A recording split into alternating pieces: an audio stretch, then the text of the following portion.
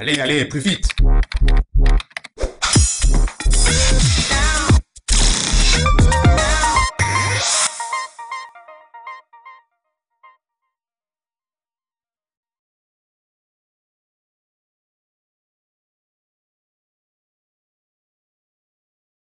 Alors, si on déstructure les règles de travail, si on empêche les gens de s'engager dans l'activité déontique, on crée un monde invivable. On désenchante le monde du travail.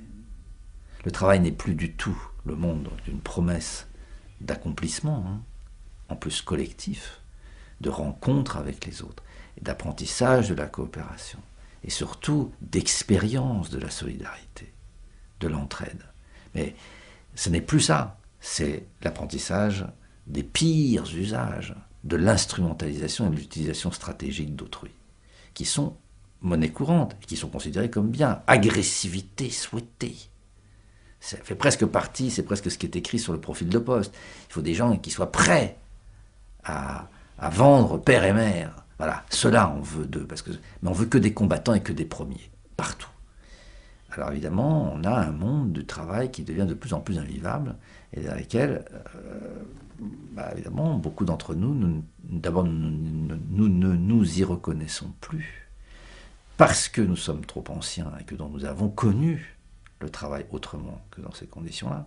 On l'a vu se dégrader, donc on souffre beaucoup. C'est vrai que les gens de notre génération, il y a un consensus pour les foutre au placard quand on ne peut pas les virer. Mais on veut se débarrasser des anciens, parce que précisément, ils ont une sorte de cri de protestation contre la façon dont on traite tous ces problèmes, même s'ils n'ont pas les outils analytiques pour en faire, en rendre compte de façon intelligible. On a détruit la solidarité, on a détruit les syndicats, et c'est pourquoi je dis centralité politique du travail. Si à partir de l'entreprise on réussit à détruire jusqu'aux syndicats, c'est toute la société qu'on transforme. C'est pas seulement l'entreprise et les syndicats. Ça a des répercussions sur l'ensemble de la vie dans la cité. Les gens ne feront pas de solidarité à l'extérieur s'ils n'apprennent pas la solidarité dans l'adversité que représente toujours la confrontation au réel.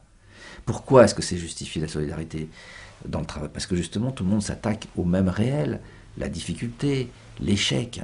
C'est pour ça qu'on a besoin aussi les uns des autres, et c'est noble de s'entraider.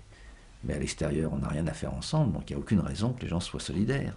Et donc la solidarité, elle se cultive à l'intérieur du monde du travail. Je pense que ça a toujours été comme ça. Et aujourd'hui, on est dans une situation tragique où la seule solidarité sur laquelle on peut compter, c'est celle de l'entourage le plus proximal. C'est la famille, les amis.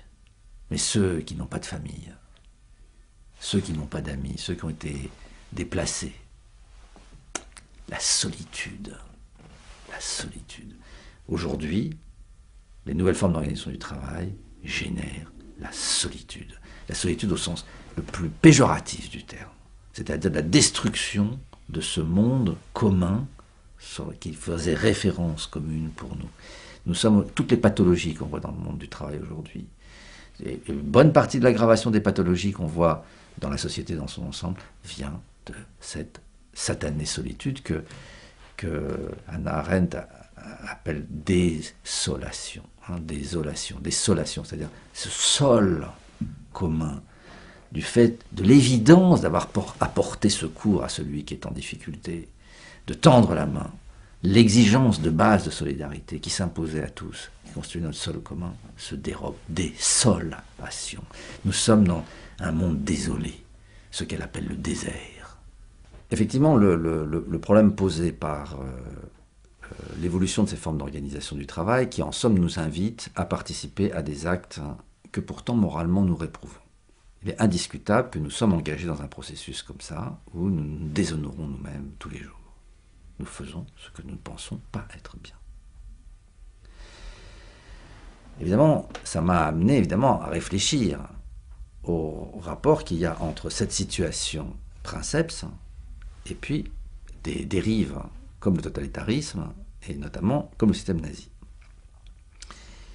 C'est un point évidemment très délicat puisque, comme on sait, pour les spécialistes de la Shoah n'est comparable à rien d'autre. Ce que je peux admettre assez volontiers, encore que le massacre du Rwanda pose aussi des problèmes dont je ne vois pas pourquoi il serait voilà, disqualifiable au regard de ce qu'a été l'Allemagne nazie et de ce qu'a été le génocide des Juifs et des Tziganes par ailleurs, et puis mais surtout des Juifs et des Tziganes. Ou le massacre des Arméniens que je connais moins. En tout cas, pour ce qui nous concerne ici, évidemment, le problème qui est posé, c'est le suivant.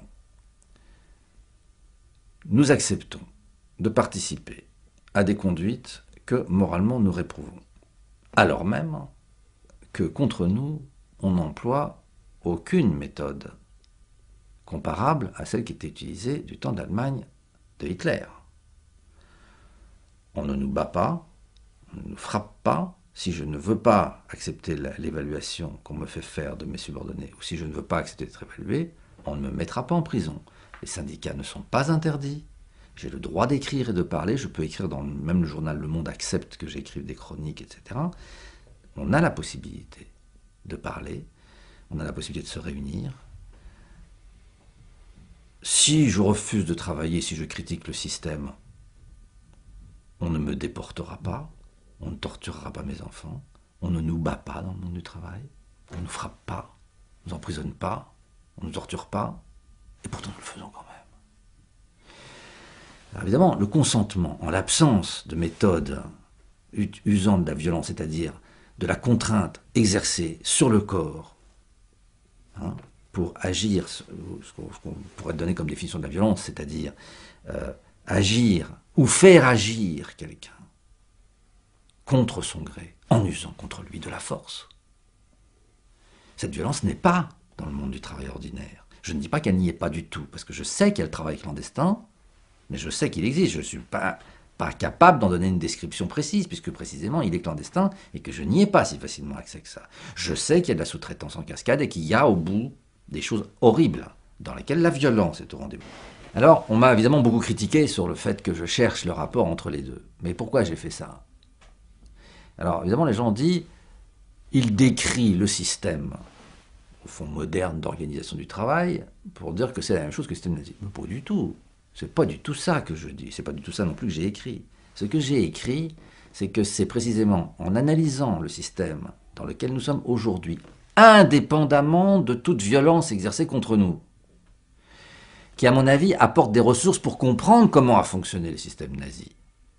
C'est pas le système nazi qui explique comment nous fonctionnons, nous, c'est l'inverse. Si, dans ces circonstances-là, nous pouvons comprendre comment nous entrons dans la servitude volontaire, et nous apportons notre collaboration à des actes que nous réprouvons, alors à plus forte raison, je peux comprendre que ça marchait dans le système nazi, où on utilisait en plus la violence contre les gens.